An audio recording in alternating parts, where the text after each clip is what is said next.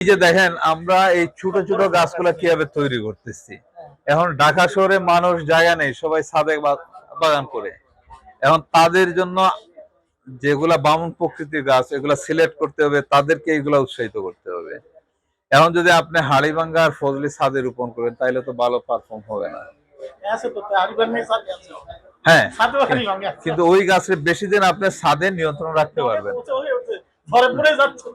পড়ে যাচ্ছে তো আপনার জন্য এই ছাদের জন্য তো হাড়িভাঙ্গা না, হাড়িভাঙ্গা মাঠের জন্য। এটা বুঝতে হবে, এটা বুঝতে হবে। আমেরিকানরা কি করে, যে জাতগুলা ডিমান্ডিং হয় বিগারাস গ্রোথের, এগুলাকে তারা মডিফাই করে, ডেভেলপ, জিনগত পরিবর্তন করে ড্রপ নেচার বানাই ফেলে। কারণ ওদের তো ছাদে গাছ রোপণ করে না, ওরা ব্যাকইয়ার্ডে রোপণ করে। ওই একই জাত, ওইটার ফল একটু হয়তো বড় হবে, এটার ফল একটু ছোট হবে, কিন্তু টেস্ট, স্বাদ, গন্ধ সেম। এই যে প্যাকেট সিস্টেম, এই যে চারার গ্রাফটিং লেভেল, চারাকে আপনি 4 ফিট করেন সমস্যা নেই, কিন্তু আমার কথা হলো একটা চারা যদি 4 ফিট হাইটের হয় তাহলে এই চারায় মিনিমাম 10 থেকে 15টা ডাল থাকতে হবে। বুঝতে পারছেন? আমি ডিরেক্ট সিঙ্গেল ফ্লাশের একটা ব্রাঞ্চের 4 ফিট চারা, ওইটা তো আমি কোনোদিনই শেপে নিতে পারবো না। আর গ্রাফটিং হতে হবে 6 থেকে 12 ইঞ্চির ভিতরে। যেমন এইটা এখানে গ্রাফটিং, আমি যখনই ছাদের জন্য এটা রোপণ করব এইখানেই আমি বলবো কেটে দেন, এইখান থেকেই তখন ব্রাঞ্চ গুলা ডেভেলপ হয়ে যাবে। এই গাছটা দেখা যাবে কি 3 ফিট হাইটের মধ্যে এদিকেও 3 ফিট ওয়াইড হয়ে যাবে।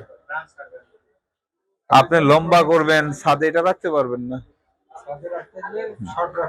তো এই জন্যই আমি যেটা প্রথম দিকে বলছিলাম, হয়তো আমি আরো 1 বছর এই চারা প্রোডাকশনে থাকবো, এরপরে আমার টার্গেটে আমাকে চলে যেতে হবে। কারণ আপনার সময় একজন মানুষ তৈরি করতে হবে যে আপনার এটা খুবই টাফ। তখন আপনাকে লিমিটেড করে ফেলতে হবে। এই যে এতগুলা ভ্যারাইটি ট্যাগিং করা, আইডেন্টিফাই করে রাখা, সায়ন কালেক্ট করা, গ্রাফট করা, এটা ইজি বিষয় না। আমাকে মানুষ প্রশ্ন করে এত দাম কেন, তখন আমি বললাম যে নতুন কিছু জিনিসের দাম হবে। আমি বললাম হানিকিস আমি 2500 টাকা দিচ্ছি, আপনাকে আমি 5000 দিচ্ছি, আপনি আমাকে 2টা হানিকিসের গাছ দেন, আমের চারা। হ্যাঁ, আমি বললাম ওনাকে, আমি বলতেছি আমি বললাম ওনাকে আপনি আমাকে 2টা চারা দেন, আমি 5-5-10,000 দিব। তো বুঝতে পারেনি, পরে আমি বুঝাই বললাম আমি তো বেশি নিচ্ছি, কিন্তু আপনার কাছে অনুরোধ, আমি 10,000 টাকা দিচ্ছি, 2টা চারা আমাকে দেন। বলছে নাই। নাই কেন? তাহলে আমারটা বেশি বললেন কেন?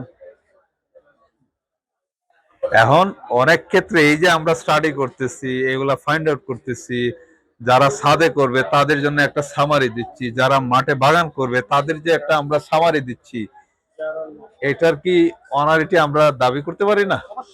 কারণ হলো আপনি যে পরিশ্রম করছেন এর জন্য, হ্যাঁ, যে শ্রম দিয়েছেন, বিদেশ থেকে এনেছেন, হ্যাঁ, এ তো মানে ভোলার মতো না। আজকাল আমাদের দেশে কি হচ্ছে, আমের চারা, কমলা মালের চারা তৈরি হচ্ছে কিভাবে? ছোট পলি ব্যাগে ওরা দেয়, ওটাকে মাটিতে ডুবাই দেয়, ওইখানে গ্রাফটিং করে আপনি অর্ডার করছেন, ওইখানে শিকড় টিকড় তো ছোট ব্যাগে মাটিতে চলে গেছে, কেটে কুটে ওইটা আবার উঠাই দিয়ে আপনাকে ডেলিভারি দিয়ে দিচ্ছে। যারা এক্সপার্ট তারা এটাকে রেস্টে নিচ্ছে, তারপরে এটা সার্ভাইভ হচ্ছে।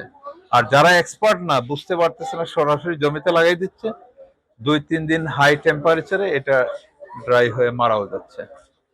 কিন্তু আপনি কেন এইভাবে চারা তৈরি করবেন? শিকড় টিকড় কেটে গাছকে দুর্বল পঙ্গু করে আপনি কেন ডেলিভারি করতেছেন? এটা তো নিয়ম না, এটা কোথাও হয় না।